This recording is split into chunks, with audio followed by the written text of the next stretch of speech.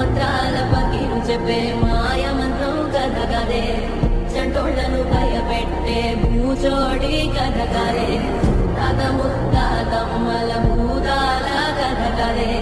విక్రమాదిత్యుడు చెప్పిన వేదాళుడి కథ కదే దీపము నుండి బియ్యం వచ్చే అల్లావుద్దీన్ కథ కదే ఇది ముడత చర్మం ముసలి చెప్పే కథ